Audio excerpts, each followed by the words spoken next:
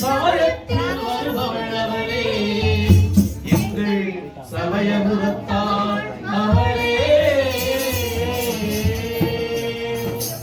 இசைக்கரையாம் தந்தருள வேண்டும் என் குலதெய்வமே மகமாயி தஞ்சமிட்டு உன்னை சரணடைந்தே தஞ்சைக்கு வாரி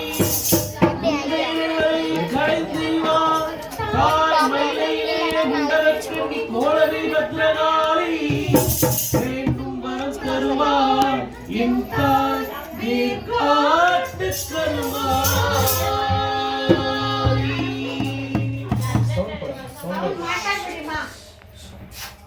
ஆத்தா கருமாரி பார்த்தா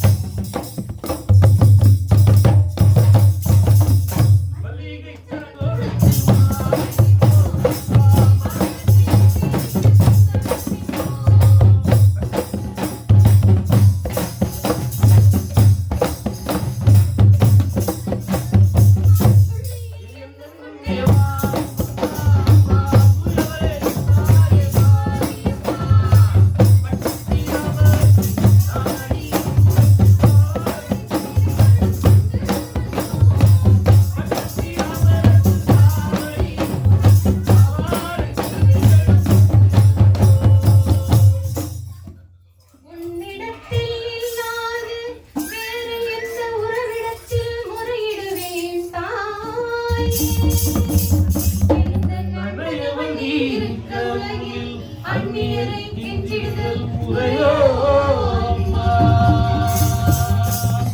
கண்ணீரை துடைத்து விட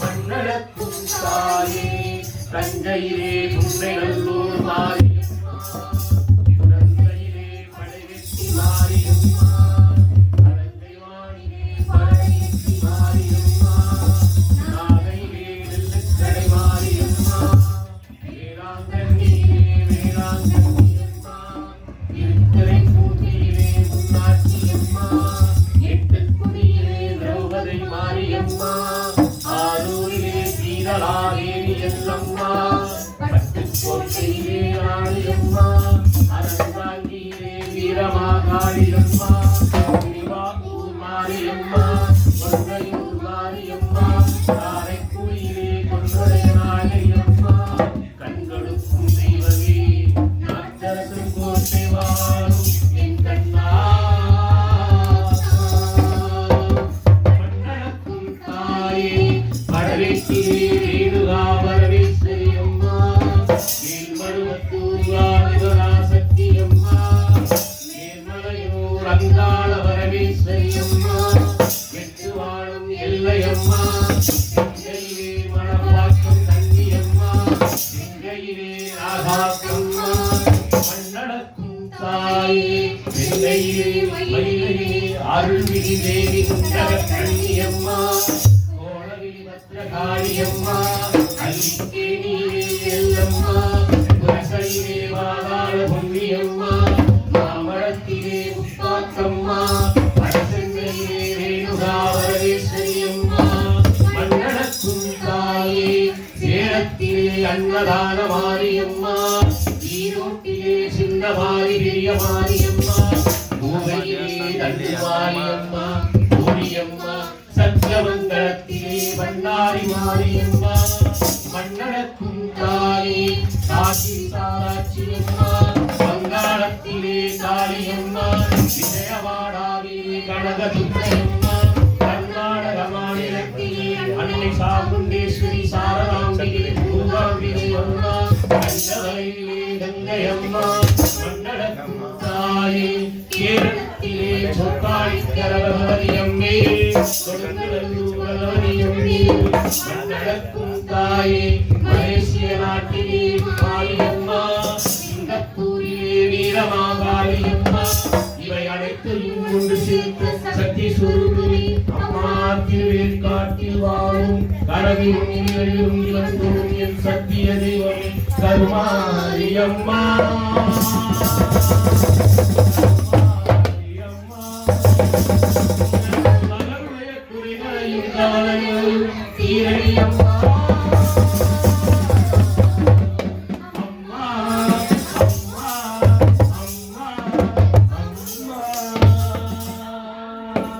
அம்மா கற்பூர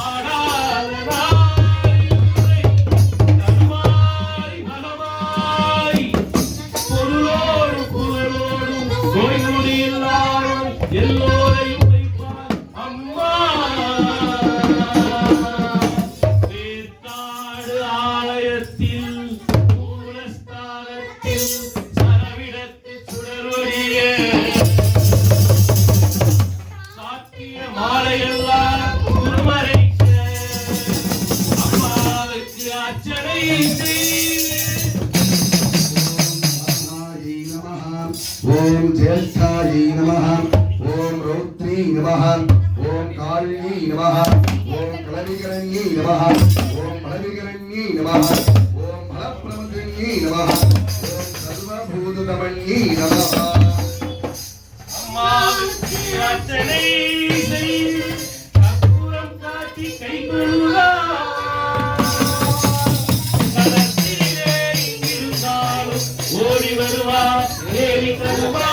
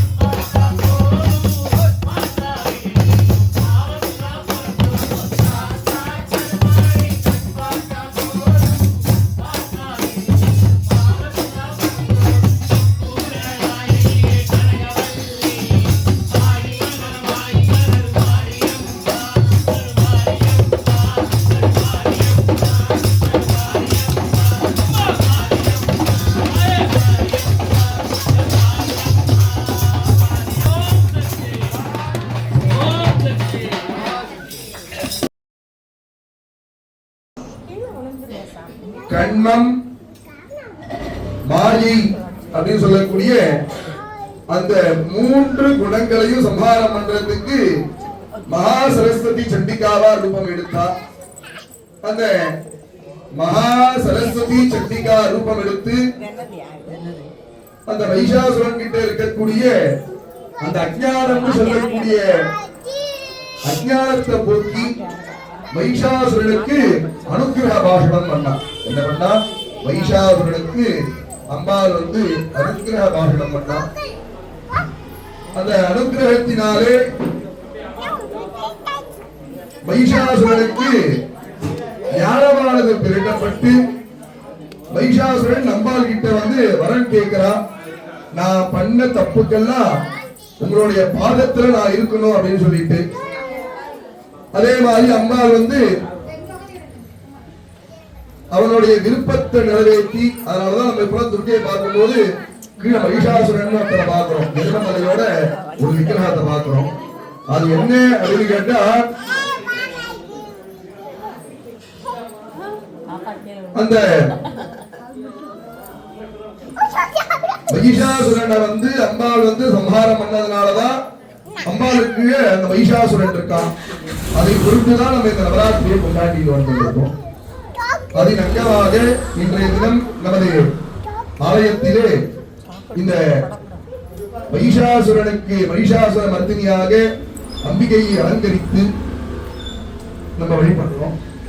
அதனை தொடர்ந்து மகிஷாசுரன் எல்லாம் போயிட்டா உடனே தேவர்கள் ரிஷிகள் எல்லாம் வந்து அந்த சந்தோஷம் வந்து, எதனால சந்தோஷம் வருது அப்படின்னா தேவர்களும் ரிஷிகளும் எதனால பாடுபட்டாலும் அவன் வந்து சமாதானம் ஆகிட்டான், இனிமேட்டு அவனோட தொல்லை இல்லை அப்படின்னு சொல்லிட்டு சந்தோஷம் வருது. இப்போ உதாரணத்துக்கு ஒரு கெஸ்ட் வரா நம்ம வீட்டுக்கு அப்படின்னா முதல் நாள் இருந்தா அவளை நல்லா உபசரிப்போம், 2வது நாள் இருந்தாலும் நல்லா உபசரிப்போம், 3வது நாள் இருந்தா 100% 75% உபசரிப்போம், 4வது நாள் இருந்தா 50% மாறும், 5வது நாள் இருந்தோம்னா 25% மாறும், 6வது நாள் இருந்தோம்னா நீ அங்க இருக்கியா அப்படின்ற மாதிரி கேட்பான். ஏன் இங்க இருக்கு, எப்ப கிளம்ப போற நீ இங்க இருந்து அப்படின்ற மாதிரி கேட்பான். அந்த மாதிரி தேவர்களுக்கும் ரிஷிகளுக்கும் தொல்லை கொடுத்திருந்தா மகிஷாசுரன். அந்த மகிஷாசுரன் அம்பாள் வதம் பண்ணதுனால அவளுக்கு எல்லாம் சந்தோஷமாயிடுச்சு. சந்தோஷமாயி அம்பாளை வந்து துதிச்சு பாடுறா, நாராயணி ஸ்துதி அப்படின்னு சொல்லிட்டு அம்பாளை துதிச்சு சர்வமங்கள மாங்கல்யே ஸ்ரீ சர்வார்த்த சாதகே சரண்யே திரியம்பிகே கௌரி நாராயணி நமோஸ்துதே சரணாகத தீர்நாத்ர பரித்ராண வராஜினி சர்வஸ்யாத்ர ஹராதேவி நாராயணி நமோஸ்துதி அப்படின்றத பாடுறா. உடனே தேவர்கள்லாம் வந்து அம்பாளுடைய விஸ்வரூப தரிசனத்தை பார்க்கணும் அப்படின்னு ஆசைப்படுறான். என்ன ஆசைப்படுறா, எல்லா சாமிக்கும் விஸ்வரூப தரிசனம் அப்படின்னு இருக்க மாதிரி அம்பாளுடைய விஸ்வரூப தரிசனம் அப்படிங்கிறத பார்க்கணும் அப்படின்னு ஆசைப்படுறான். அதாவது விஸ்வரூப தரிசனத்துல நிறைய வகைலாம் இருக்கு. விஸ்வரூப தரிசனம்ன்ற நம்ம ஈஸியா சொல்லிடுவோம், ஆனா அந்த விஸ்வரூப தரிசனத்துல நிறைய வகைலாம் இருக்கு. கோபமா இருக்க மாதிரி இருக்கு, சாந்தமா இருக்க மாதிரி இருக்கு, நிறைய அந்த மாதிரி. இவன் என்ன எப்படி விஸ்வரூப தரிசனம் பார்க்கணும்னு ஆசைப்படுறான்னா சாந்தமா இருக்கிற மாதிரி பார்க்கணும். சாந்தம் அப்படின்னாலே அந்த இடத்துல என்ன இருக்கு, அழகுன்னு ஒண்ணு இருக்கு. சாந்தம் அப்படின்னாலே சாந்த கோலம் அப்படின்னாலே அழகிய கோலம். இந்த அலங்காரத்தையெல்லாம் கூட பார்த்தீங்கன்னா உக்ரமா நல்ல காளி, பத்ரகாளி, அப்புறம் வந்து அந்த மாதிரி அம்பாலாம் நல்ல உக்ரமான அம்பாலாம் அலங்காரம் பண்ணும்போது பார்த்தீங்கன்னா அந்த அம்பாவோட முகம் பார்க்கும்போது அப்படியே கோபமா இருக்க மாதிரி இருக்கும். அந்த அம்பாளுடைய முகம் பார்க்கும்போது எப்படி இருக்கும்னா அப்படியே கோபமா இருக்க மாதிரி இருக்கும். அதே அம்பால சரஸ்வதி, லக்ஷ்மி, உமா, மகேஸ்வரி அப்படின்னு சாந்தமான ரூபத்துல பார்த்தோம்னா அந்த முகத்தை மாதிரி அழகு வேற எதுவுமே இருக்கு. அது அப்படியே பார்த்துட்டே இருக்கலாம் அப்படின்ற மாதிரி தோணும். அந்த மாதிரி விஷயம் என்ன பண்றா, அம்பாளுடைய விஸ்வரூப தரிசனம். அதுவும் எந்த மாதிரி விஸ்வரூபம்னா சாந்தமான விஸ்வரூபத்தை பார்க்கணும் அப்படின்னு ஆசைப்படுறோம். இந்த மகிஷாசுர மர்த்தினிங்கிறது உக்ர ரூபம், ரெண்டும் ஒரே மாதிரிதான் இருக்கும். இந்த அம்பாளுக்கும் 18 கை தான், ஆனா இந்த ரூபம் வந்து உக்ரமான ரூபம். உக்ரத்தை பார்த்துட்டா இப்ப என்ன பார்க்கணும்னு ஆசைப்படுறான்னா சாந்தமா இருக்கிறத பார்க்கணும் அப்படின்னு ஆசைப்படுறோம்.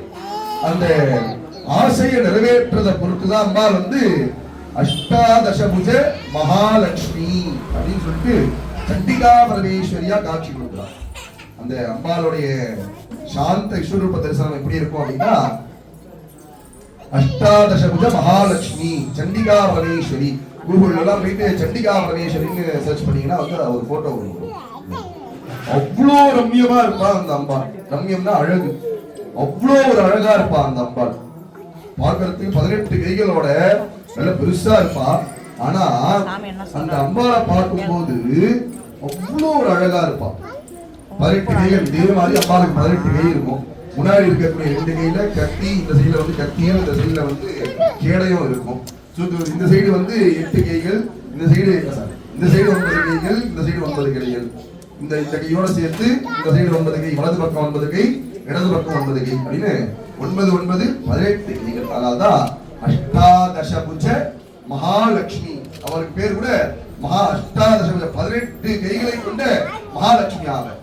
நம்ம 5 நாளைக்கு முன்னாடி 4 நாளைக்கு முன்னாடி பார்த்தோம்ல, லட்சுமி அப்படின்னாலே அழகிற்கு மயர் பேர் தான் லட்சுமி அப்படின்னு சொல்றோம். அந்த மாதிரி சண்டிகா பரமேஸ்வரிக்கு அஷ்டாதசபுஜ மகாலட்சுமி. இந்த மாதிரி தேவர்களுடைய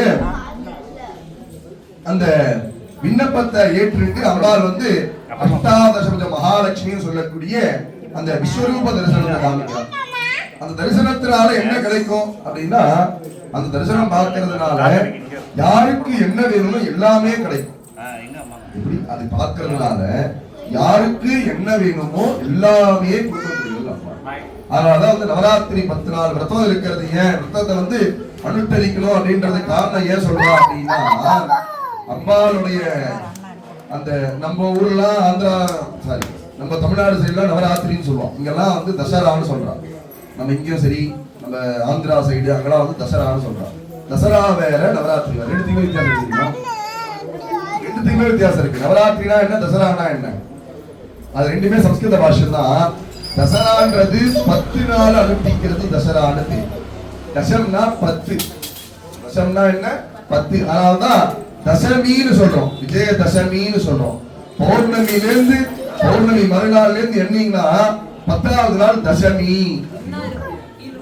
அந்த 10க்கு தசம்னு பேர். அமாவாசையிலிருந்து அமாவாசை மறுநாள்ல இருந்து 10வது நாள் வரைக்கும் தசமி. அந்த 10க்கு அப்பேற்பட்ட விசேஷம் தசமி. வெற்றியை கொடுக்கக்கூடியது 10. வந்து ஒரு சிலர்லாம் வந்து லக்கி நம்பரா இருக்கும். வெற்றியை எப்பயுமே வந்து 10 அந்த தசமியில வந்து என்ன ஒரு நல்ல காரியம் ஆரம்பிக்கும் அப்படின்னாலும் வளர்ப்பிற தசமியில ஆரம்பிக்கும். தேய்பிற தசமியை விட வளர்ப்பிற தசமியில ஆரம்பிக்கும். எதனால அப்படின்னா, இந்த வளர்ப்பிற தசமியில தான் வந்து அம்பாள் வந்து சம்ஹாரம் பண்ணி எல்லாரும் அனுகிரபாஷம். இது வந்து அம்பாள் பக்கம் இருக்கக்கூடிய கதை. இதே மாதிரி தசமியில இன்னொரு கதைங்களும் இருக்கு. இந்த மாதிரி அம்பாள் வந்து இந்த தசமியில வெற்றி பெற்றதுனாலதான், வளர்ப்பிற தசமியில வெற்றி பெற்றதுனாலதான் இந்த தசமியிலிருந்து தொழில் தொடங்குறது அப்படிங்கிறது ஆரம்பிச்சு. தொடங்கினா வந்து வெற்றி கிடைக்கும், லாபம் கிடைக்கும். இந்த மாதிரி தசராத்திரியை கொண்டாடுறது தசரா அப்படின்னும், நவராத்திரியை கொண்டாடுறது நவராத்திரினும் பேர். இப்ப பார்த்தீங்கன்னா தமிழ்நாடு சைடுல எல்லாம் பார்த்தீங்கன்னா 9 நாள் தான் பண்ணுவோம். 9 நாள் வந்து அம்பாளுக்கு இதே மாதிரி விசேஷமான அலங்காரங்கள் எல்லாம் பண்ணி 10வது நாள் பார்வேட்டை அப்படின்னு பண்ணுவோம். 10வது நாள் பார்வேட்டை அப்படின்னா என்ன அப்படின்னா, சுவாமி போயிட்டு சுவாமி அம்பாவை சேர்ந்த மாதிரி போயிட்டு 4 புறத்திலே அம்பு போட்டுட்டு வருவோம். கிழக்கு, மேற்கு, வடக்கு, தெற்குன்னு சொல்லக்கூடிய 4 திசைக்கும் போயிட்டு அம்பு போட்டுட்டு, அந்த 4 திசைக்கும் நடுவுன்னு ஒண்ணு இருக்கும். அந்த நடுவுல வன்னி மரம்னு வச்சிருப்பான். வன்னி மரத்தை வைப்பான். வன்னி மரத்தை வச்சு வன்னி மரத்துக்கு அம்பு போடுவார் சுவாமி அம்மா. இது வந்து இன்னொரு கதையாகவும் சாஸ்திரங்கள் சொல்றது என்ன அப்படின்னா, பஞ்ச பாண்டவர்கள் எல்லாருக்கும் தெரியும்ல, பஞ்ச பாண்டவர்கள். அந்த பஞ்ச பாண்டவர்களுடைய ஆயுதங்களை வன்னி மரத்துக்கிட்ட வந்து தியஜனம் விட்டுட்டார். அந்த ஆயுதத்தை மறுபடியும் எடுத்து கொடுக்கிறார் சுவாமி. அந்த ஆயுதத்தை அந்த வெற்றிக்கு முதல் படியை வைக்கிறார் சுவாமி. அந்த வெற்றிக்கு என்ன பண்றார், முதல் படியை வைக்கிறார். அந்த ஆயுதம் அஸ்திரங்களை வன்னி மரத்துக்கு கீழே வந்து வன்னி விருட்சர் வந்து அந்த ஆயுதத்தை வந்து பூமி உள்ள அவருக்குள்ள வாங்கிட்டாரு. அது உள்ள வாங்கினதுனால சுவாமி வந்து வன்னி மரத்துல அம்ப போட்டு அந்த ஆயுதத்தை மறுபடியும் எடுத்து கொடுக்கிறார். அதனாலதான் அந்த ஆயுத பூஜையை கொண்டாடுறோம் அப்படின்னு அது வந்து என்னுடைய கருத்தாக இருக்கலாம். நான் அப்படி நினைச்சிட்டு இருக்கேன். ஆயுத பூஜை அப்படின்றதுக்கு காரணம் சுவாமி வந்து அங்கேயிருந்து ஆயுதம் எடுத்து கொடுக்குறாருல்ல. இது ஆனா வந்து இருக்கிறது ஸ்லோகம் வந்து இதுல இருக்கு, மந்திரமா இருக்கு, இந்த மாதிரி இருக்கு அப்படின்றது. இப்ப நம்மளே வந்து ஒரு சீரியல் பாக்குறோம் அப்படின்னா, இன்னைக்கு அவன் நடிக்கிறான் அப்படின்னா நாளைக்கு அவன் வந்து கண்டிப்பா நடிப்பான் அப்படின்னு நம்ம ஒரு யூகம் பண்றோம்ல. அந்த யூகத்தின் ரூபமா அந்த அஸ்திரத்தை வந்து பஞ்ச பாண்டவர்கள் அங்க விட்டதுனால சுவாமி வந்து எடுத்து கொடுக்கிறார். அஸ்திரத்தை எதுக்காக எடுத்து கொடுக்கிறார், அவன் வந்து வெற்றி பெறணும் அப்படின்றது. அதனாலயும் வந்து நம்ம இந்த ஆயுதத்தை வச்சு பூஜை பண்றோம் அப்படின்றத ஒரு இச்சுட்டு இருக்கோம் அப்படின்ற மாதிரி. இந்த மாதிரி அந்த வன்னி மரத்துல அம்பு போட்டு அந்த வன்னி மர அம்ப பார்வேட்டை அப்படின்னு சொல்லுவோம். இது இப்பயும் நடந்துருக்கு. உதாரணமா சொல்லணும் அப்படின்னா நிறைய சிவாலயங்கள்லாம் நடந்துருக்கு. நம்ம மயிலாப்பூர் கபாலீஸ்வரர் கோயில் தெரியுமா எல்லாருக்கும்? மயிலாப்பூர் கபாலீஸ்வரர் கோயில்ல பாத்தீங்கன்னா 9 நாள் வந்து அம்பாள் குரு மண்டபத்துக்கு வந்து இந்த ஒவ்வொரு நாளைக்கு மாகேஸ்வரி, கௌமாரி, பத்மாசினி, வைஷாவரமர்த்தினி, சரஸ்வதி அப்படின்னு அலங்காரம் பண்ணிப்பா. சிவபூஜா காட்சி அப்படின்னு 9 நாளும் அலங்காரம் பண்ணிப்பா. 10வது நாள் காலையில அம்பாள் வந்து எங்கேருந்து வந்தாலும் அவ ஸ்தானத்துக்கு போயிடுவான். யதாஸ்தானம்னு பேரு. எங்கேருந்து அம்பாள் வராலும் அந்த இடத்துக்கு போயிடுவான். போயிட்டு அன்னைக்கு 10வது நாள் சாயந்தரம் சுவாமி அம்பாலும் சேர்ந்து சந்திரசேகரர்னு பேரு. அந்த சுவாமி அம்பாள் சேர்ந்து கோயிலுடைய 4 முனை வெள்ள மாட வீதியில 4 முனையிலையும் அம்பை போட்டுட்டு நடுவுல வன்னி மரத்துக்கு அம்பை போட்டுட்டு சுவாமி அம்பாள் உள்ள வரும். இந்த மாதிரியும் நவராத்திரின்னு அதுக்கு பேரு தசரா அப்படின்னு இருக்கு. நம்மளாம் இதை அனுஷ்டிக்கிறோம் அப்படின்னா தசரா அப்படிங்கிறது. எதனால சுவாமி அங்கேயும் இங்கேயும் வேலை பண்றா அப்படின்னா அதெல்லாம் நிறைய உள்ள சாஸ்திரங்கள் நிறைய இருக்கு. அதெல்லாம் வந்து இந்த பக்கம்லாம் வந்து சாந்திரமானம்னு சொல்லுவா, அந்த பக்கம்லாம் வந்து சூரியமானம்னு சொல்லுவா. நம்மளாம் ஆந்திரா சைட்லாம் வந்து சந்திரனை உத்தேசி பண்றது. நம்ம எது பண்ணாலுமே வந்து மெயினா எதை வச்சுப்போம் அப்படின்னா சந்திரனை தான் வச்சுப்போம். ஆனா தமிழ்நாட்டு சைட்ல எல்லாம் மெயினா எதை வச்சு பண்ணோம்னா சூரிய பகவானை தான் வச்சுப்போம். அதனாலதான் வந்து சூரியன் வந்து எப்ப உதிக்கிறாரோ அப்பதான் வந்து நமக்கு நாட்கள் உதியும்.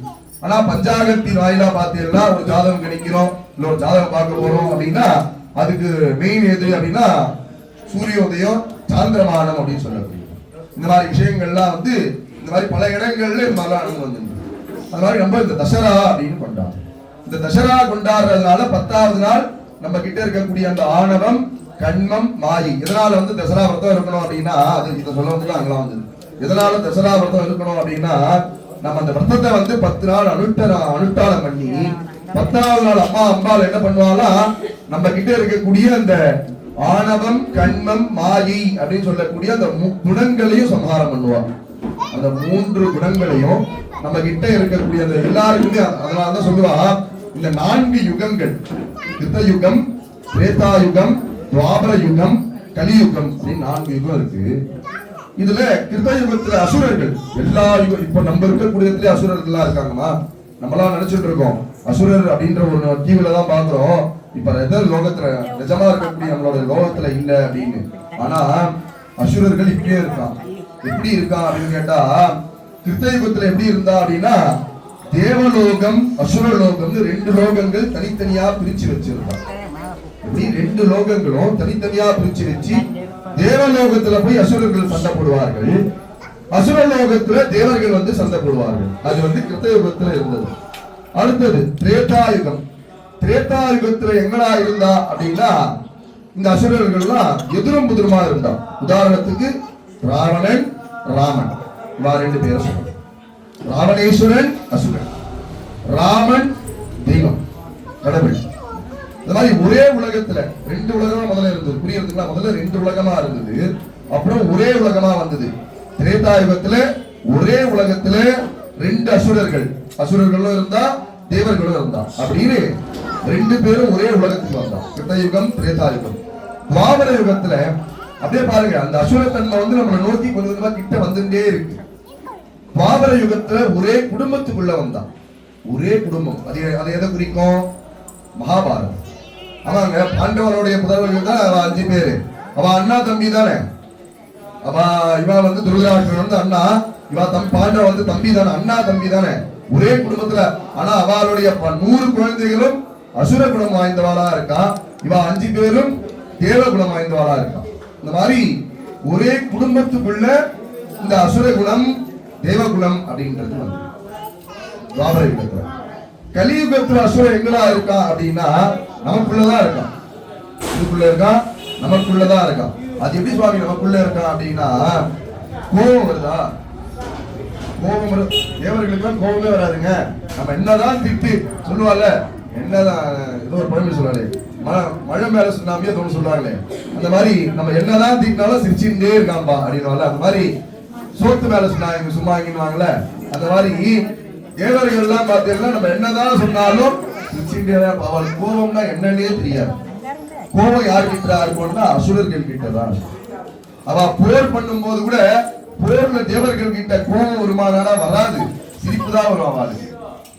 அந்த மாதிரி நமக்கு கோபம் அப்படின்றது ஒன்று இருக்கு பாத்தீங்களா, அதுவும் ஒரு அசுரன் தான். அளவுக்கு மீறின ஆசைகள், அதுவும் நமக்கு ஒரு அசுரன்.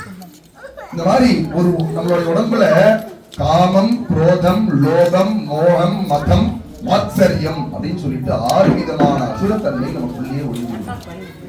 அந்த 6 விதமான அசுரத்தன்மையை வதம் பண்றது எப்படி, நம்மள வந்து நம்மளே சுத்தி பண்ணிக்கிறது எப்படின்னா, இந்த தசராத்திரி விரதம் இருந்த அம்பாளுக்கு இந்த தசராவை வந்து அனுஷ்டானம் பண்ணி, இந்த தசராவின் இறுதி நாள்ல அம்பாளை வந்து வழிபட்டு, அப்ப மீதி நாள்ல வழிபடக்கூடாது, ஆனா எல்லா நாளும் வழிபடணும், எல்லா நாளும் அம்பாளை வழிபடணும். ஆனா முதல்ல சொன்ன மாதிரி அந்த கூப்பன் கொடுப்பால, அந்த மாதிரி அம்பாள் வந்து நமக்கு அம்பாள் வந்து எப்பயுமே கருணாமூர்த்தி தான். ஆனா இன்னும் கொஞ்சம் சுத்தி எப்படா பண்ணுவா அப்படின்னா, இந்த மாதிரி விசேஷ நாட்கள், இந்த மாதிரி தசரான்னு சொல்லக்கூடிய இது விசேஷ நாட்கள்ல அம்பாள் வந்து நமக்குள்ள இருக்கக்கூடிய அந்த 6 குணங்கள், ஆணவம், கண்மம், மாயை, காமம், குரோதம், லோபம், மோகம், மதம், மாத்சரியம் அப்படின்னு சொல்லக்கூடிய அந்த 6 விஷயங்களை அம்பாள் சம்ஹாரம். அந்த சம்ஹாரத்தின் பொருட்டு தான் நம்ம வந்து நம்மளுடைய ஞானம் வந்து அபிவிருத்தி. எதனாலதான் வந்து இந்த குரோதங்கள்லாம் போகணும், போய் மட்டும் என்ன சுவாமி ஆக போகுது அப்படின்னா, இதெல்லாம் போனாதான் நம்ம கிட்ட வந்து சுவாமி கிட்ட வருவோம். எப்படி நம்ம கிட்ட இப்போ ஒரு இடம் சுத்தமே இல்லாம இருக்கு, என்ன ஒரு இடம் சுத்தம் இல்லாம இருக்கு, அந்த சுத்தம் இல்லாததுக்கு நம்ம போவோமா? போக மாட்டோம். என்ன பண்ண சொல்லுவோம்? முதல்ல அந்த இடத்தை சுத்தம் பண்ண சொல்லுவோம். நம்ம வந்து சாதாரண மனுஷா, நமக்கெல்லாம் வந்து தத்துவ வியாப்தி அப்படின்றதுலாம் ஒரு நிறைய விஷயங்கள் இருக்கு. உள்ளெல்லாம் பார்த்தா சொன்னால புரியாத சித்தாந்தங்கள், அதெல்லாம் அது ஒரு இடத்துல இப்ப சுத்தமா இல்லை அப்படின்னா நம்ம சாதாரண மனுஷா. ஆனா நம்ம அசுத்தமான இருக்க இடத்துக்கே போறதுக்கு நம்ம நிறைய யோசிப்போம். இங்க இருக்க போறதுக்கு நம்ம கிட்ட யார் வர போறாங்கன்னா சுவாமி. அப்ப சுவாமி வரத்துக்கு எப்படா இருக்கும் நம்ம தேகம் அப்படின்னா, அப்படி இருக்கும், அவ்வளவு சுத்தமா இருக்கும். அதனாலதான் சுவாமி இங்க ஏன்னா கோவிலெல்லாம் தூபம் போட்டுட்டே இருக்கா, ஊதத்தி போக காமிச்சுட்டே இருக்கா அப்படின்னா, அதுக்கு வந்து காளிதாசர் அழகா சொல்றாரு, எங்கெல்லாம் தூபங்கள் நிறைஞ்சி இருக்கோ அங்கெல்லாம் ஐஸ்வர்யங்கள் நிறைஞ்சி இருக்கு. ஐஸ்வர்யங்கள் நிறைஞ்சி ஒரு இடத்துல இருக்கா என்ன அர்த்தம்? அந்த இடத்துல சுவாமி இருக்கான்னு அர்த்தம். இப்ப உதாரணத்துக்கு பாருங்க, நம்மளோட கோவில் எடுத்துக்கோங்க. நம்மளோட கோவில் ஐஸ்வர்யத்தினால அவ்வளவு நிறைஞ்சி இருக்கு. இது வந்து யாருக்காகவும் நம்ம சொல்லணுன்றதுக்காகவோ யார் என்ன நினைச்சாலும் நமக்கு வந்து இது கிடையாது. என்ன நம்மளா வந்து யாமஞ்சோம் எவ்வளவு வச்சுக்கோங்க. இந்த மாதிரி எதுக்கு இது சொல்ல வரும் அப்படின்னா, நம்ம கோவில் வந்து ஐஸ்வர்யத்தினால நிறைஞ்சி இருக்கு. என்ன நிறைஞ்சிருக்கு அப்படின்னா, உதாரணத்துக்கு இன்னைக்கு நம்ம வந்திருக்கோம், இன்னைக்கு மட்டும்தான் பூஜை பண்றாங்க கிடையாது. வருஷத்துல 365 நாளும் நம்ம கோவில்ல பூஜைகள் ஆகிட்டுதான். வருஷத்துல 365 நாளும் நம்மளுடைய கோவில்ல பூஜைகள் ஆகிட்டுதான். அதே மாதிரி நம்ம இன்னைக்கு ஃபங்க்ஷனுக்காக வரோம், இதுக்கப்புறம் வர முடிஞ்சப்ப போலாம் அப்படின்றது இருக்கப்படாது. எதனால அப்படின்னா, ஆலயம் தொழுவது சாலமும் நன்று. நம்ம வந்து அட்லீஸ்ட் சாயரட்ச ஒரு 10 நிமிஷமாவது நம்ம கோவிலுக்கு வந்து நம்ம கோவில் இருக்கக்கூடிய சுவாமிக்கு ஒரு விளக்கு கம்பல்சரி போடணும், கண்டிப்பா போடணும். நம்ம என்னதான் வீட்டுல வந்து விளக்கேற்றி என்னதான் வீட்டுல வந்து வழிபட்டாலும் ஆலயத்திற்கு வந்து கண்டிப்பாக ஒரு மனிதன் சாயந்திரமோ காலையிலயோ ஒரு 24 மணி நேரம் ஒரு நாள்ல இருக்கு. அந்த ஒரு நாள்ல நம்ம சுவாமிக்காக 10 நிமிஷம் ஒதுக்க முடியாதா? அந்த அளவுக்கு நம்ம ஒண்ணும் பிஸியே கிடையாது. ஏன்னா அவர் போட்ட வாழ்க்கைங்க இது, அவர் கொடுத்ததுனால இது, அவர் கொடுத்ததுனால இது. இந்த தேகம் ஒண்ணுமே கிடையாது.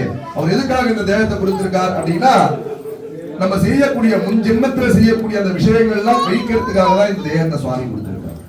அப்போ அந்த கழிக்கிறது எப்படின்னா, விளக்கு போடுறது ரூபமா. விளக்கு எதுக்காக போடுறோம் நம்ம ஏற்கனவே சொன்னோம், நம்ம திருத்தி நல்வழியில கொண்டு போறதுக்கு தான் விளக்கு போடுறது. அப்போ நம்ம ஆலயத்திற்கு என்னதான் வீட்டுல நம்ம பூஜைகள் பண்ணாலும் சரி, புனஸ்காரங்கள் பண்ணாலும் சரி, ஹோமங்கள் பண்ணாலும் சரி, அப்படியே அம்பாளை பிரத்யட்சமா வச்சாலும் அந்த ஆன்மா லயிக்கக்கூடிய இடம்னு ஒண்ணு இருக்குல்ல. ஆன்மா நம்மளுடைய ஆலயம்னு பேர் வந்தது காரணமே அதுதான். அந்த ஆன்மா லயிக்கக்கூடிய இடம் எதிரான ஆலயம் தானே, சுவாமி இருக்கக்கூடிய இடம் தானே. நம்ம வீட்லயும் சுவாமி, அதாவது உதாரணத்துக்கு கூடி வாழறதும் தனியா வாழறதுக்கும் எவ்வளவு வித்தியாசங்கள் இருக்கு. அதாவது பெரியப்பா, சித்தப்பா, மாமா, மாமி, சொந்தம் பந்தம் சொல்லிட்டு ஒரு 50 பேர் கூடி இருக்கிறதுக்கும் வெறும் 4 பேர், கணவன் மனைவி 2 பிள்ளைகள் அப்படின்னு 4 பேர் இருக்கிறது என்ன வித்தியாசங்கள்? ரெண்டுத்துக்கும் வித்தியாசங்கள் நிறைய இருக்கு. அந்த மாதிரி நம்ம வீட்டுல வந்து என்னதான் சுவாமியை வழிபட்டாலும் அவளுக்குன்னு ஒரு இடம் எங்கடா இருக்குன்னா, சுவாமி நமக்கெல்லாம் இருக்கேன்னு ஒரு வீடு இருக்கு, சுவாமிக்கு இருக்கக்கூடிய இடம் எதிரான கோவில். அப்ப என்ன பண்ணணும் அப்படின்னா, நம்ம என்னதான் வீட்டுல சுவாமியை வழிபட்டாலும் அந்த ஆலயத்திற்கு வந்து சுவாமியை கம்பல்சரி வழிபடணும். கண்டிப்பாக நம்ம ஆலயத்திற்கு ஒரு நாளுக்கு ஒரு 5 நிமிஷம் கூட ஒதுக்காத அளவுக்கு நம்ம பிஸியே கிடையாது. முதல்ல ஒரு 5 நிமிஷம் நம்ம கோவிலுக்கு வந்து ஒரு விளக்கு போட்டு சுவாமிக்கு, விநாயகரா இருந்தா நம்ம 4 சுத்து, சுவாமியா இருந்தா 5 சுத்து, அம்பாலா இருந்தா 9 சுத்து, முருகரா இருந்தா 6 சுத்து அப்படின்னு அவளெல்லாம் பிரதட்சணம் பண்ணிட்டு, அவ பிரதட்சணம் பண்ண முடியாத மாதிரி இருந்தா ஒரே இடத்துல இருந்து ஆத்ம பிரதட்சணம்னு பேரு. யார் சுத்தம்ல ஒரே இடத்துல இருந்து அவளை மனசுல நினைச்சுட்டு பிரதட்சணம் பண்ணிட்டு அவளுக்கு ஒரு தீபத்தை போட்டுட்டு போறதுனால என்ன கிடைக்கும்னா அன்றைய பலன் நமக்கு வந்து அன்றைய பலன். இது வந்து கோவிலுக்கு வரத்துக்காகவோ இல்ல கோவில் படம் அதுக்கெல்லாம் கிடையாது. கம்பல்சரி ஒரு மனுஷனாகப்பட்டவன் கண்டிப்பாக ஒரு கோவிலுக்கு ஒரு நாளைக்கு 5 நிமிஷமாவது போகணும். கண்டிப்பா போய் கோவிலில் இருக்கக்கூடிய சுவாமியை வழிபடணும். எதனால சுவாமி அப்படின்னு கேட்டா, அதுதான் எல்லா வீட்லயும் எல்லாரும் இதான் சொல்றா. இப்ப வந்து இது வந்து ஃபேஷன் ஆயிடுச்சு. எங்க வீட்டுல இருக்கிற இடத்துலயே சுவாமி இருக்காரு, நான் இங்கேயே பாத்துக்கிறேன் அப்படின்னு. ஆனா அது வந்து மகா தப்பு. ஏங்க அப்படி யோசிச்சிருந்தா, அதுதான் ஏற்கனவே ஒரு வாட்டி சொன்ன நினைக்கிறேன், அப்படி யோசிச்சிருந்தா நம்ம பெரியவா யாரெல்லாம் கோயிலுக்கு போயிருப்பாளா? இவ்வளவு பெரிய கோவில்கள்லாம் யாரெல்லாம் கட்டியிருப்பாளா? அதெல்லாம் யோசிக்கணும். நம்ம வந்து இப்ப டெக்னாலஜி வளர்ந்துருச்சு, அறிவியல் எல்லாம் வளர்ந்துருச்சு. அறிவியல் வந்து இல்ல மாதிரி அந்த மந்திரத்தை கரெக்டா உச்சாரணை பண்றது. மந்திர லோபம் பேரு. மந்திரத்தை லோபம் பண்ணாம சொல்றது. அதுக்கு அடுத்தது பாவனை. பாவனை அப்படின்னா என்ன அப்படின்னா, ஒரு விநாயகர் நம்ம வந்து பூஜை பண்றோம்னா அந்த விநாயகரை மனசுல பாவனை பண்ணணும். அந்த விநாயகர் எப்படி இருப்பார்? யானை முகத்தோடு இருப்பார், 4 கைகள் இருக்கும், மேல 2 கையில பாசம் அங்குஷம்ன்ற ஆயுதங்கள் இருக்கும், கீழே வலது கையில மீதி உடைஞ்ச மந்திரம் இருக்கும், இடது கையில மோதகம் இருக்கும் அப்படின்ற அந்த விநாயகரோட ரூபத்தை மனசுல ஃபுல்லா நினைக்கிறது. நினைச்சு நமக்கு முன்னாடி விநாயகர் உட்கார்ந்து இருக்கிறதா நினைக்கிறது பாவனை. இது 2த்துலயும் லோபம் பண்ணா பாவம் வந்து பண்றவாளுக்கு. 3வது ஒண்ணு திரவிய லோபம்னு பேரு. திரவிய லோபம் அதாவது சாமான்கள், கேட்கிற சாமான் இல்லாம இருக்கிறது, இல்ல கேட்கிற அளவை விட கம்மியா இருக்கிறது. இதோட பாவம் யாரா வந்து சேரும்னா, நம்ம கோவில் நிர்வாகத்துல யார் பண்றாலோ அவளுக்கும் கோவில் வரவா பக்தர்களுக்கும் தான் இந்த பாவம் வந்து சேரும், திரவிய லோபம். ஆனா இது இல்லாத கோவில் எதிரான நம்ம கோவில் எப்படி திரவிய, இது வந்து சும்மாக்காக இல்ல உங்களுக்காக சொல்லல, என்னுடைய 10 நாள் இதுல நான் பார்த்ததுல சொல்றேன்.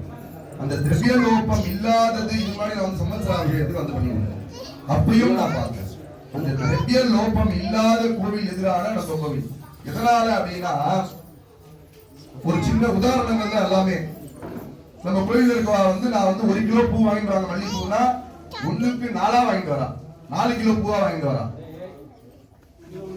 நகைகள் சுவாமிக்கு அதே மாதிரிதான். இந்த நகை இல்லைங்கன்னா அடுத்த நிமிஷம் அந்த நகை வந்து நிக்குது. அவ்வளவு ஏங்க இன்னைக்கு எடுத்துக்கோங்க. இன்னைக்கு இன்றைய நாள் மேல வந்து முதல்ல ஒரு புடவை காமிச்சாங்க கட்டுறது. இந்த சுவாமி இந்த புடவை ஓகேவா சுவாமி, என்ன பாக்குறீங்க?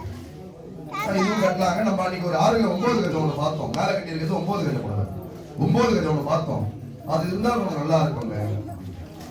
உடனே என்ன பண்ணாங்க, சரிங்க சுவாமி இது வேண்டாம், எப்படி நான் ரிட்டர்ன் தான் கொடுக்க போறேன், இது வேண்டாம், நான் வந்து 9 எத்தனை மணிக்கு?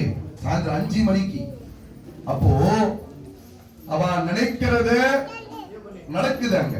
இப்போ ஒரு விஷயம் ஒருத்தர் சொல்றா அப்படின்னா அந்த விஷயம் இப்ப வந்து 9 கஜம் வாங்கிட்டு வந்துருவாங்க அப்படின்னு சொல்லிட்டு போயிட்டு அங்க 9 கஜம் இல்ல அப்படின்றது ஒரு விஷயம். அது நடக்குது அப்படின்னா அதுக்கு யாரோட அருள் இருக்கு? சுவாமியோட அருள் பூர்ணமா. இப்ப அவ வந்து என்கிட்ட 5 மணிக்கு சொன்னா 9 கஜம் கட்டிடலாங்க சுவாமிக்கு அப்படின்னு. அடுத்த 1/4 மணி நேரத்துல 9 கஜம் நம்ம கோயிலுக்கு வந்துட்டு சுவாமிக்கு மேல கட்டியாச்சு. அதுதான் வந்து இப்ப நம்ம கட்டி இருக்கக்கூடிய அந்த ஆரஞ்சு கலர் புடவை. அந்த ஆரஞ்சு கலர்ல ஒரு புடவை கட்டியிருக்கோம்ல, அது 4 நாள் 5 நாள்லாம் அவளை வாங்கி வச்சு கிட்டத்தட்ட என்ன ஒரு 5 மணி நேரம் கூட ஆயிருக்காது அந்த புடவை கடையில இருந்து வந்து. அப்போ அந்த இல்ல அப்படின்ற பேச்சுக்கே இங்க இடம் இல்லாம இருக்கு நம்ம கோவில். பாருங்க, தொடர்ந்து நவராத்திரி முதல் நாள்ல 2வது நாள் வந்து செண்பக பூ இருந்தா நல்லா இருக்கும் மேடம் சொன்னாங்க. அன்னில இருந்து டெய்லி 1 கிலோ செண்பக பூ வருது நம்ம கோவில். 1 கிலோ நீங்க ரேட் என்ன? 400 ரூபாய். இதே வந்து ஒரு சில இடத்துல என்ன பண்ணுவா, ஒரு 100 கிராம் ஒரு 100 ரூபாய்க்கு வாங்கிட்டு வரேன், ஒரு 50 ரூபாய்க்கு வாங்கிட்டு வரேன், ஒரு பூ 10 ரூபா சுவாமி நான் 5 பூ வாங்கிட்டு வந்தேன் கேட்டீங்களே சுவாமி சாத்துறதுக்காக, இது 50 ரூபா ஆச்சு. ஆனா நம்ம கோவில்ல டெய்லியும் 1 கிலோ செண்பகம் எல்லாருக்கும் வாங்குறோமா இல்லையா? செண்பகம் எல்லாருக்கும் கூப்பிடும்போது கொடுக்குறோம் செண்பகம். 1 கிலோ செண்பகப்பூ 400 ரூபாய். இது அமௌண்ட்டுக்காக சொல்லல, காசு இவ்வளவு. அந்த அளவுக்கு பூர்ணமா திரவிய லோபம் இல்லைன்றத சொல்றது. அந்த திரவிய லோபம் அதுதான் ரொம்ப ஒரு முக்கியமான விஷயம். நான் பண்ணணும்னு நினைக்கிறேன், எனக்கு அந்த பாவனை நான் பண்ணணும்னு நினைக்கிறேன், மனசுல சுவாமி வந்து நல்லா பண்ணணும்னு நினைக்கிறேன். அந்த பாவனை சுவாமியை நான் விநாயகரை அந்த உருவத்துல வர வைக்கிறேன். ஆனா அவருக்கு கொடுக்க வேண்டியதுன்னு இருக்குல்ல, அதை கரெக்டா கொடுக்கணும்ல. அந்த கரெக்டா கொடுக்குற மேடம் கரெக்டா கொடுக்குறா. முதல் நாள் ஹோமத்தம் போது ஹோம திரவிய பை வாங்கிட்டு வந்தாங்க. மேடம் இந்த பையோட திரவியம் தனித்தனியா வாங்கினா நல்லா இருக்கும். முதல்ல 10 திரவியமா நான் தான் சொன்னேன் 10 திரவியம் போதும். அப்புறம் மேடம் சொன்னாங்க 15 திரவியமா வாங்கிக்கலாம் சொன்னாங்க. கடைக்கு போயிட்டு போன் பண்ணாங்க, 10 15 ஆச்சு, 15 20 18 ஆச்சு, 18 21 திரவியங்கள் வந்து 21 திரவியம். நான் சொன்னது 200 கிராம் வாங்கிட்டு வாங்க போதும், 10 நாளைக்கு வந்து அட்ஜஸ்ட் பண்ணி பண்ணிக்கலாம். அவங்க மேடம் வாங்கிட்டு 1/2 கிலோ வாங்கிட்டு வந்தான். அந்த திரவியத்தோட காசு மட்டுமே எங்கன்னா ஒரு 8000 9,000. வெறும் 21 திரவியம். 21 திரவியமே நல்ல திரவியங்கள். நம்ம ஹோமம் பண்றது பெருசு இல்லைங்க, யார் வேணாலும் ஹோமம் பண்ணலாம். இப்படி யார் வேணாலும் ஹோமம் பண்ணலாம். ஒரே ஹோமத்தை 1000 ரூபாயிலையும் பண்ண முடியும். எல்லாம் வந்து இப்ப இருக்கக்கூடிய காலகட்டத்துல செலவுகள் தான், அந்த பொருள் நம்ம வாங்கக்கூடிய விஷயங்கள் தான். ஒரே ஹோமத்தை 1000 ரூபாய். அதான் சொல்றேன், 3 பருப்பு உளுத்தம் பருப்பு ஒண்ணுதான். அதே உளுத்தம் பருப்பை 150 ரூபாயும் கொடுத்து வாங்கலாம், அதே உளுத்தம் பருப்பை 120 கொடுத்து வாங்கலாம், அதே உளுந்த 90 கொடுத்து வாங்கலாம். ஆனா எது குவாலிட்டி நல்லா இருக்கும்? 150 பருப்பா தான் நல்லா இருக்கும். 90 ரூபாய் பாத்தீங்கன்னா மட்டியா இருக்கும். எல்லாம் கழிச்சு 50ல 150ல கழிச்சது தான் வந்து 130 விற்பா, 130ல கழிச்சது தான் 90 விற்பா. கரெக்டா? அந்த மாதிரி எப்பயுமே வந்து நம்ம சுவாமிக்கு பண்றோம் அப்படின்னா சுவாமிக்கு நம்ம கொடுக்கக்கூடியது எல்லாமே ஃபர்ஸ்ட் கிளாஸ்ல தான் இருக்கு. எதனால சுவாமி ஃபர்ஸ்ட் கிளாஸ்ல இருக்கு? ஏன்னா அதுதான் சுத்தமான திரவியம், அதுதான் வந்து சுத்தமான பொருள். இன்னைக்கா அதுக்கப்புறம் வந்து அந்த 1/2 கிலோ வாங்கிட்டு வந்தாலே அதுல இருந்து பண்ண திரவியங்கள்லாம் எவ்வளவு ஒரு இதுவா இருந்தது தெரியுங்களா? இது எதுக்காக சொல்றோம்? பணத்துக்காக. அந்த மாதிரி திரவிய லோகம் இல்லாம பண்ணிட்டு இருக்காங்க. புஷ்ப மாலைகள் ஆகட்டும், பூக்கள் ஆகட்டும், மல்லிப்பூ ஆகட்டும், தவணங்கள் ஆகட்டும், ஹோமத்தில் செய்யக்கூடிய விஷயங்கள் ஆகட்டும், தர்பைகள் ஆகட்டும், இந்த மாதிரி இந்த நவராத்திரி மட்டுமே கிடையாது, வரக்கூடிய எல்லாவற்றிலையும் இந்த மாதிரி தான் பண்ணிட்டு இருக்காங்க நம்ம கோவில்.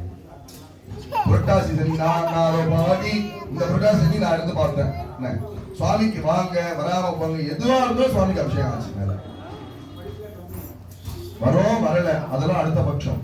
சுவாமிக்கு நடக்க வேண்டிய பூஜை கரெக்டா நடக்குதா? அதுதான் அந்த விஷயம். சுவாமிக்கு பூஜை நடந்தாதான் சுவாமி வந்து அங்க சைத்தன்யமா சக்தியோட இருப்பார். சுவாமிக்கு வரலாம் ஏதாவது யாருமே வரலையப்பா, வெறும் நம்ம தண்ணி மட்டும் அபிஷேகம் பண்ணலாம், ஜலம் மட்டும் அபிஷேகம் பண்ணலாம், ஒரு 1/2 லிட்டர் பால் நாங்க அபிஷேகம் பண்ணலாம் போதும் அப்படின்றது சைத்தன்யமாக கிடையாது. வரல சுவாமிக்கு அந்த நேரத்தில் மகாபிஷேகம் நடக்குதா? அந்த காலத்தை உத்தேசி, அந்த காலத்து இந்த கிழமைக்கோசரம் இந்த விழாவுக்கோசரம் சுவாமிக்கு நாங்க இந்த விசேஷமா அபிஷேகம் பண்றோமா அப்படின்றதுதான் அந்த விஷயம். வரமோ வரலையோ இந்த இடத்துல அந்த பூஜைகள் ஆகிட்டு. அப்ப பூஜைகள் ஆவது அப்படின்னா என்ன விஷயம்? சுவாமியுடைய சைத்தன்யம் பூர்ணமா இங்க இருக்கு.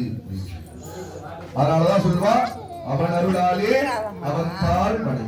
எங்க ஒரு சின்ன விஷயம், சின்ன உதாரணம் தான். நம்ம எப்பயுமே வந்து ஒரு விஷயம் பாசிட்டிவா யோசிக்க கூடாது, நெகட்டிவா யோசிக்கணும். நெகட்டிவாவும் யோசிக்கணும். அதுக்குன்னு சாமி சொல்லிட்டாரு எல்லாமே நெகட்டிவா யோசிக்க கூடாது, பாசிட்டிவாவும் யோசிக்கணும், நெகட்டிவாவும் யோசிக்கணும். ஒரு சின்ன விஷயம் யோசிச்சு பாருங்க. தசரா நம்ம கோவில்ல 10 நாள் பண்ணிட்டு வரோம். இன்னைக்குடா ஒரு நாள் அம்பாள் அழைச்சிட்டா தடையை கொடுத்துருக்கலாம்ல. பாருங்க அம்பாள் அதுலயும் பாருங்க மழை பெய்ய வச்சிருக்கலாம்ல. கரெக்டா 6 மணிக்கு மழை பெய்யும், 7 மணிக்கு மழை நின்றுடும். மாறி அப்படின்னு மழைக்கு மாறி அப்படின்னு அம்பாலுதான் மழையா வராது ஆசீர்வாதம் பண்றது. இந்த மாதிரி அம்பாள் நினைச்சிருந்தா 10 நாள்ல ஒரு நாள் தடங்கள் கொடுத்துருக்கலாம்ல. எவ்வளவு பேர் இப்ப பாருங்க இங்க வந்திருக்க கூட்டத்திலேயே நிறைய பேர் வந்து நேற்று வந்திருப்பா, நேற்று வராம முந்தா நேற்று வந்திருப்பா, நேற்று வராம போயிருக்கோம், இன்னைக்கு வந்திருப்பா. அவளுக்குலாம் என்ன விஷயங்கள்? அம்பாள் நீ இன்னைக்கு வரணும்னு நினைச்சிருக்கா, அவ்வளவுதான். அதனாலதான் நீங்க வந்திருக்க. அப்போ இந்த ஒரு விஷயம் வந்து அம்பாள் வந்து பூர்ணமா பண்ணிருக்காங்கன்னா என்ன அர்த்தம்? இந்த இடத்துல அம்பாளோட சைத்தன்யம் முழுசா பூர்ணமா இருக்குன்றது முதல்ல. அப்போ நம்ம சைத்தன்யம் இருக்கு. அதாவது எதுக்கு வந்து நம்ம வெளிக்கோயில போய் தேடி தேடி போறோம்? நம்ம ஒரு இடத்துல அந்த இடத்துல போய் ஒரு விஷயம் நினைக்கிறோம், அந்த இடத்துல அந்த விஷயம் நடக்குது, அதனாலதான் மறுபடியும் நம்ம சன்னதிக்கு போறோம். கரெக்டுங்களா? அப்ப என்ன அர்த்தம்? அங்க சைத்தன்யம் இருக்கு. அதே மாதிரி நம்ம கோவில்ல வந்து சைத்தன்யம் இருக்கு அப்படின்னா நம்ம கேட்கறத சுவாமி கொடுப்பார் அப்படின்னு அந்த பூஜா பலனெல்லாம் ஏத்துட்டு சுவாமி அதை நமக்கு கொடுப்பார். இதனால வந்து கோவில்ல பக்தர்கள்லாம் வந்து வேண்டுறோம்ல, சுவாமி கிட்ட வேண்டுறோம்ல, விண்ணப்பிக்கிறோம்ல. எதனால விண்ணப்பிக்கிறது அப்படின்னா சுவாமி பாருங்க, ஒரு ஜெம்ஸ் டப்பா இருக்குன்னு வச்சுக்கோங்க, சின்ன டப்பா ஜெம்ஸ் டப்பா, அது ஒரு 100 ஜெம்ஸ் போடலாம். ஒரு 100 ஜெம்ஸ் தான் போட முடியும். அப்பேற்பட்ட டப்பால ஒரு 500 ஜெம்ஸ் போட்டா தாங்குமா? எத்தனை ஜெம்ஸ் போடணும்? 100. அப்போ 100 இருக்கு, அது 500 போடலாம். எப்படி போடலாம்? முதல் 100 சாப்பிடணும், அப்புறம் அடுத்த 100 போடுறான்ல, அது என்ன ஆகுது? 200. அதை சாப்பிட்டீங்கன்னா காலி ஆச்சுன்னா அடுத்த 100 300. அப்போ அதே டப்பாலே 500 இல்ல 1000 ஜெம்ஸ் கூட போடுவோம். ஆனா அது அப்பத்திக்கு கொடுக்கக்கூடியது 100 ஜெம்ஸ். அதே மாதிரி கோவில்ல வந்து சுவாமியோடைய சைத்தன்யம் பூர்ணமா பரவி இருக்கு. அந்த இடத்துல நம்ம வந்து வேண்டுறோம் சுவாமி கிட்ட. வேண்டதுனால என்ன ஆகுது? சுவாமி ததாஸ்து ததாஸ்துன்னு சொல்லிட்டே இருக்கிறதுனால அவர்கிட்ட இருக்கக்கூடிய சைத்தன்யங்கள் நம்ம கிட்ட சேர்ந்து வந்துட்டு இருக்கு. அப்ப அந்த சைத்தன்யத்தை நம்ம உத்பவம் மறுபடியும் வந்து உத்தாரணம் பண்ணணும் அப்படின்னா சுவாமிக்கு பூஜை பண்ணணும். பூஜை பண்ணிட்டு இருக்கோம். பூஜைகள் பண்றதுனால சுவாமியோட சைத்தன்யம் வந்து ஏறிண்டே வருது. அது ஏறதுனால அந்த சைத்தன்யம் நமக்கும் வருது. அப்போ நம்மளுடைய கோவில்ல நிறைய ஹோமங்கள் பண்ணிட்டு இருக்கா, நித்திய பூஜைகள் நிறைய பண்ணிட்டு இருக்கா, நிறைய திருவிழாக்கள், நிறைய விஷயங்கள். இந்த மாதிரி இப்ப வரப்போறது, அடுத்தது சனி பிரதோஷம் வரப்போகுது. இப்ப நாளை வர சனிக்கிழமை வந்து புரட்டாசி மாசத்தோட கூடிய சனி பிரதோஷம். இதுல பாருங்க நம்ம கோயில்ல சரிப்பா சனி பிரதோஷம் தான் இருக்கு, ஒரு சுவாமிக்கு ஒரு வாட்டி அபிஷேகம் பண்ணா போதும் விடுவாங்க, கிடையாது. பெருமாளுக்கு காலைல அபிஷேகம் உண்டு. காலைல 8:30 மணிக்கு பெருமாளுக்கு அபிஷேகம் உண்டு. சாயரட்ச சுவாமி அம்பாளுக்கு அபிஷேகம். பிரதோஷத்தை முன்னிட்டு சாயரட்ச பிரதோஷ அபிஷேகம். காலையில புரட்டாசி முன்னிட்டு பெருமாளுக்கு அபிஷேகம். இந்த அபிஷேகம் பூஜை எல்லாம் பண்ண உடனே சுவாமி வந்து திவ்யமா இருக்காரு. அந்த இடத்துல திவ்யமா இருக்கும் போது நம்ம வந்து சுவாமி வந்து வேண்டதுனால அந்த சைத்தன்யத்திலிருந்து விஷயங்கள் நமக்கு வந்து இதுதான் விஷயம். இதனாலதான் வந்து ஒரு கோவிலுக்கு ஏன் வரணும் அப்படின்றதுக்கு காரணம் அந்த பூர்ணமான விஷயங்கள்லாம் இருக்கிறது எங்கன்னா நம்மளுடைய கோவில். அதே பாருங்க சுவாமி நினைச்சதுனால இந்த கோவில் அழகா இருக்கு. நம்மளாம் எவ்வளவு கோவில் பார்த்திருப்போம். கோவில பார்த்தோம்னா கோபுரம் ஒரு மாதிரி இருக்கும்.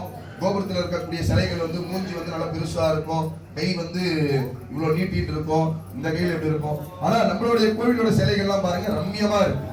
இப்படி இருக்கு. ரம்யம்னா அழகு, ஒரு அழகோட. நான் 2-3 வாட்டி பார்த்திருக்கேன். நம்ம ஐயப்பனுடைய கோபுரம் பார்த்தீங்கன்னா அவ்வளவு ஒரு ரம்யமா இருக்கும், அவ்வளவு ஒரு அழகா இருக்கும். இந்த சிலைகள்லாம் சிறுத்துல எல்லாம் வரைஞ்சிருக்கா பாருங்க. ஒரு சிலையில ஒரு பிசிறு இல்லை. அந்த வரைஞ்சிருக்கக்கூடிய ஒரு சிலையில ஒரே ஒரு சின்ன பிசிறு. அப்படின்னா என்ன விஷயம் அப்படின்னா அதை கட்டுறதுக்கு எவ்வளவு பார்த்து பார்த்து கட்டியிருப்பா, அதை கரெக்ஷன் எவ்வளவு பார்த்து பார்த்து பண்ணியிருப்பா.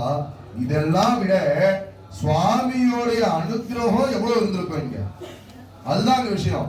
கட்டுறதோ பண்றதோலாம் விஷயம் இல்ல, சுவாமியோடைய அனுகிரகம் அதுதான் மெயின். ஏன்னா சுவாமியோடைய அனுகிரகம் இருந்ததுனாலதான் இவ்வளவு ரம்யமான ஒரு கோவில் இங்க இருக்கு. சுவாமியோடைய அனுகிரகம் இல்லைன்னா இந்த அளவுக்கு ஒரு அழகான, இந்த அளவுக்கு ஒரு சைத்தன்யமான கோயில் இருந்திருக்குமா? அப்ப இந்த இடத்துல என்ன இருக்கு? சுவாமியோடைய சைத்தன்யம் பூர்ணமா இருக்கு. அப்போ இங்க வந்து வேண்டவாளுக்கு கேட்கும் வரங்களை கேட்கும்படி தர்றது. அதனாலதான் சொல்லுவா ஊருக்கு அழகு கோவில். இந்த காஞ்சிபுரத்துல VKTK ஒரு கடை வந்திருக்கு. அந்த கடை பேக்ல பாத்தீங்கன்னா என்ன போட்டிருப்பா? ஊருக்கு அழகு கோவில், கோவிலுக்கு அழகு கோஷ்டி. கோவிலுக்கு எதிராக அழகுன்னா நம்ம கூட்டமா வந்து சுவாமி தரிசனம் பண்றோம்ல, அதுதான் ஊருக்கு அழகு கோவில், கோவிலுக்கு அழகு கோஷ்டி, கோஷ்டிக்கு அழகு வேஷ்டி, வேஷ்டிக்கு அழகு VKTK போட்டிருப்பா. எப்படி இது வந்து ஒரு இதுவா இருக்கு பாருங்க. ஆனா முதல்ல 3 சொன்னது வந்து ஒரு சாஸ்திரமான விஷயங்கள். அடுத்தது போட்டது அவளுடைய லௌகீகம், அவளுக்கு தேவையானது. ஊருக்கு அழகு கோவில், கோவிலுக்கு ஊருக்கு ஒரு கோவிலாவது இருக்கணும்னு சொல்றது சாஸ்திரம். ஊரு மேல சிவன் கோவிலும் ஊருக்கு மகாவிஷ்ணு கோவிலும் இருக்கணும் கிராமத்துல. இப்பெல்லாம் நமக்கு தெருவுக்கு ஒரு கோவில் வந்துட்டு, ஆனா நம்ம கோவிலுக்கு போறது கிடையாது. தெருவுக்கு ஒரு கோவில் வந்துட்டு, இது மாதிரி ஊருக்கு ஒரு கோவில் தான் இருக்கும். 10 தெரு தள்ளியே அந்த கோவில் இருக்கும். அப்பதான் போக மாட்டேன்னு இருக்கும். ஆனா இப்ப தெருவுக்குன்னு ஒரு கோயில் வந்துருக்கு. ஆனா இப்பயும் போறது கிடையாது யாரும் அந்த கோயிலுக்கு. அந்த கோயிலுக்கு போறது கிடையாது, சுவாமியை பார்க்கறது கிடையாது, சுவாமி வணங்குறது கிடையாது. அந்த மாதிரி இருக்கிறது. அதனாலதான் ஊருக்கு அழகு கோவில், கோவிலுக்கு அழகு எதிரானா நம்ம இந்த மாதிரி வந்து சுவாமி வந்து ஒன்னா வந்து தரிசனம் கோஷ்டின்னு பேர் இருக்குதா, கோஷ்டி போற இந்த இடத்துல இன்னைக்கு கோஷ்டி பா அப்படின்னு அந்த காலத்துல சொல்லுவாங்க. இந்த நாடகம் போடுறதுக்குலாம் கோஷ்டி நாடகம், கோஷ்டி போடுறதுன்னு பேர். நாடகம் போடுறால அதுக்கு கோஷ்டின்னு பேர் அந்த காலத்துல.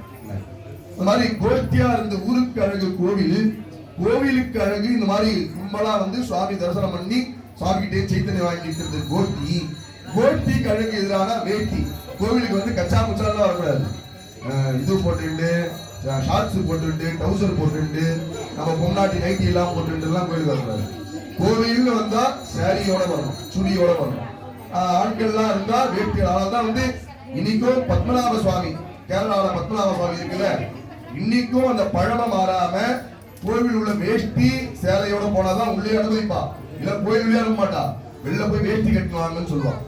கோவில் வாசல்லே நிறைய வேஷ்டி கடலாம் இருக்கும். அதனாலதான் அங்க இன்னைக்கும் அந்த பழமை மாறாம வச்சுட்டு இருக்காங்க.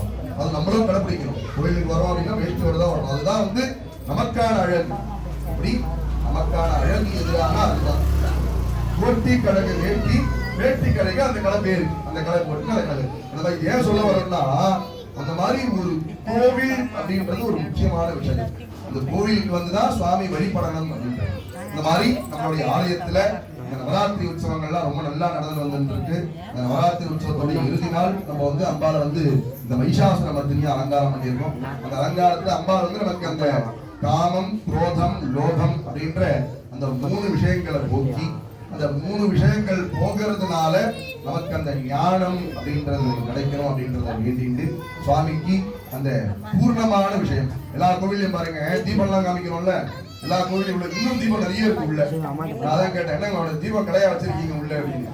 இந்த சுவாமிக்கு இப்ப உதாரணத்துக்கு பாருங்க, பெருமாளா இருந்தா ஆமையில போட்டு ஒரு தீபம் ஒன்று இருக்கு. அந்த ஆம தீபம் காமிக்கணும் அப்படின்னு பெருமாளுக்கு கூர்ம தீபம். ஏன்னா கூர்மாவதாரம்னு பெருமாள் ஒன்று எடுக்கிறாங்கல்ல, அவதாரம் கூர்மாவதாரம்னு பேரு. அந்த கூர்மம் வந்து அம்மா பெருமாளை வழிபடுறதுதான் அந்த ஆமை போல இருக்கக்கூடிய தீபம். தீப கடையா வச்சுட்டு இருக்கிற எல்லா தீபமும் நம்ம கோயில வாங்கி வச்சிருக்கோம். இது எதுக்காக சொல்ல வரோம்?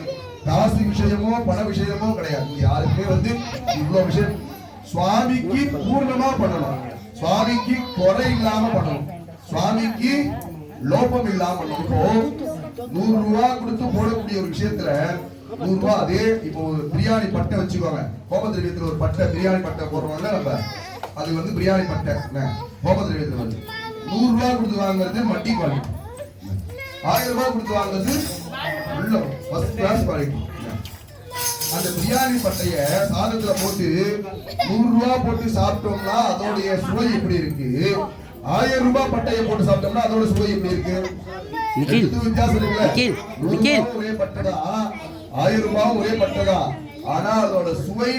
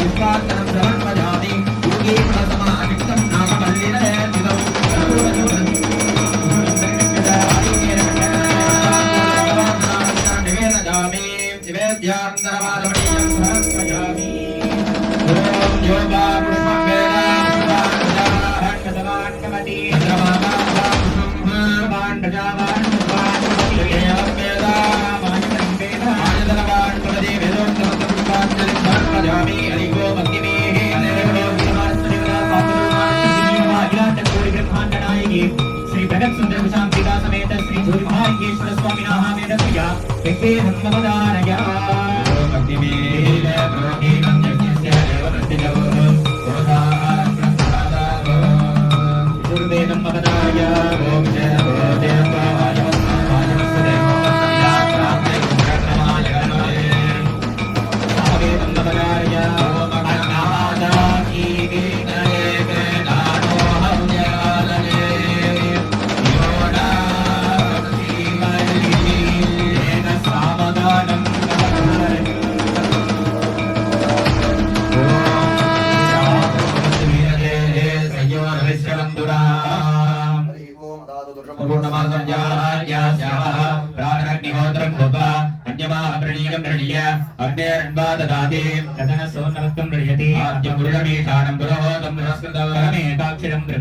सनातनं शिवा त्रिचित्रबलं दिल्लयब्दम् ओम मूर्त्यन्देशरकृष्णबन्धुरकितं शान्तं दृशारप्रभं यात्रं येकजनाचनं गुणगणा भावे सभजितुं मजं मूर्त्यन्देशरकृष्णबन्धुरकितं शान्तं दृशारप्रभं यात्रं येकजनाचनं गुणगणा भावेव सच्चिन्मयं मूर्तामूर्तमनेकमूर्तमवधं ज्योतिप्रदीपो भवं साक्षात्सोत्रच भक्तयुक्तकमली गिरिसुन्दरं चिन्तये ॐ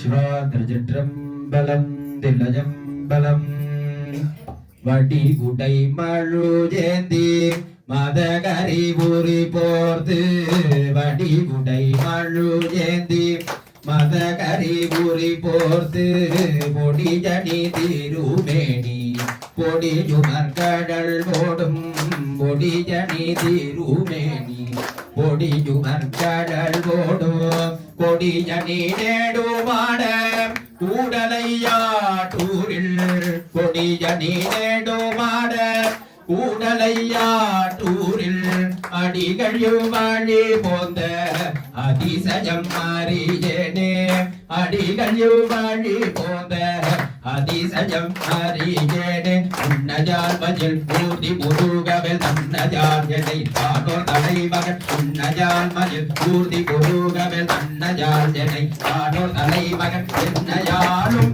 இளையவன் எம்பிரான் இன்னஜால் அவர் பேத இடாமல் என்னையாலும் இளையவன் எம்பிரான் இன்னஜால் அவர் பேத இடாமலே வருணலவன் இதன மகனடை மலை மகன் பெருநலவன்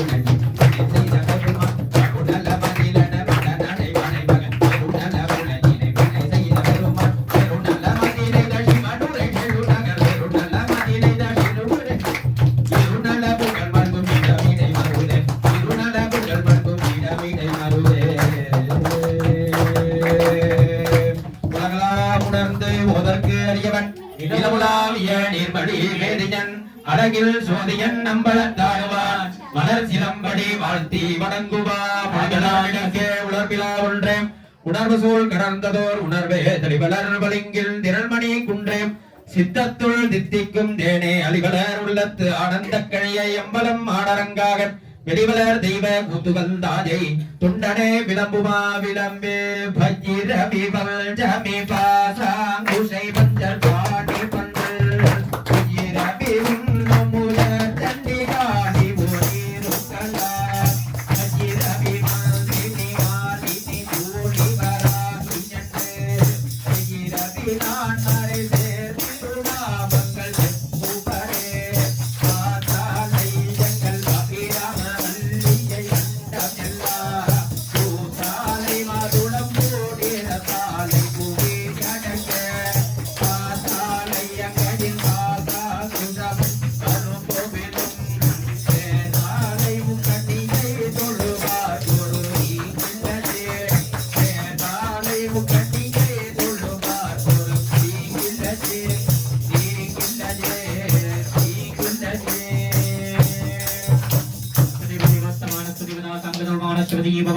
கோடி பிரம்மாண்டனாய் ரகசுந்தரபுஜாம்பிகா பிரியதாம் ஆசீர்வாதம் அவதாரயாம்.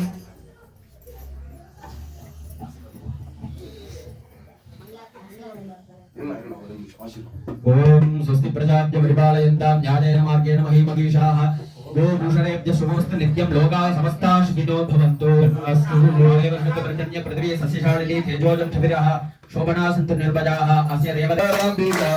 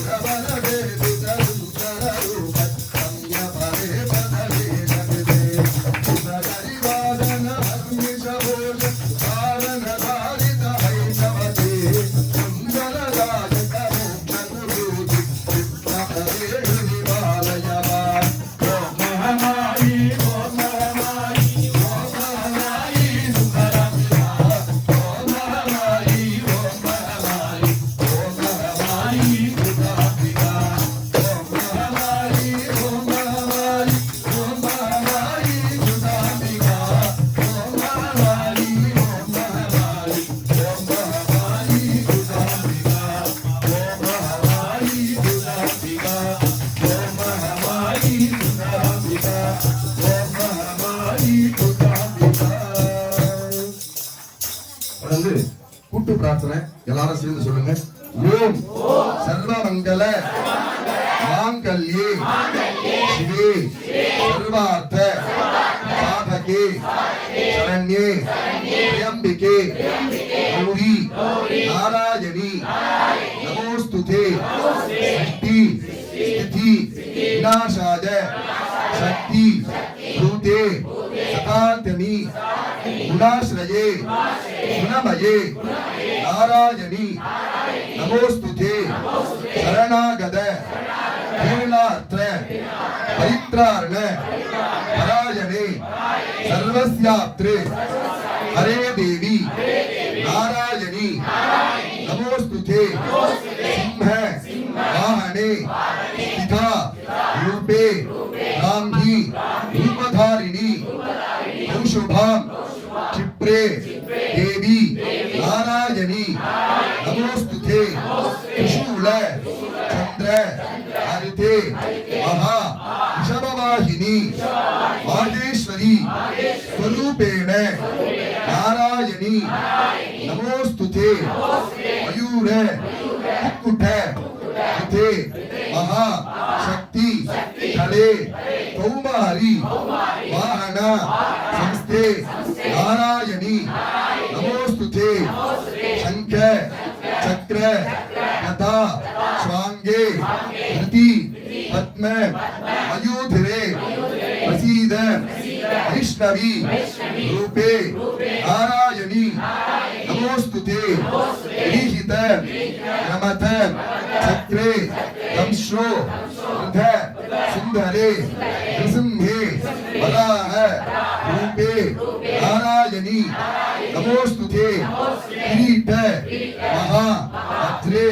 सहस्र नयनोज्वले वृत प्राण हरेन्द्र देवी नारायणी नमोस्तुते शिव दूति स्वरूपे हस्तैज महाबले गौर रूपे महारावे नारायणी नमोस्तुते नमो देवी महादेवी शिवाजी सततं नमः नमः प्रकृति भद्रायी नियतां प्रणतास्मतां मंगले मंगला हारे मांगल्ये मंगलप्रदे मंगलार्थं मंगलेशी मांगल्यं देहि मे सदा मांगल्यं देहि मे सदा मांगल्यं देहि मे सदा ओम बृहत् सुंदर भुजाम्बिकायै नमो नमः ओम बृहत् सुंदर भुजाम्बिकायै नमो नमः ओम बृहत् सुंदर भुजाम्बिकायै नमो नमः நல்ல கதிக்கு யாதும் உருப்படிவிட நத்தவம் மேம்பழுக வேண்மை குண செய்வனி வீரர்களெல்லாம் பாதவி வரையே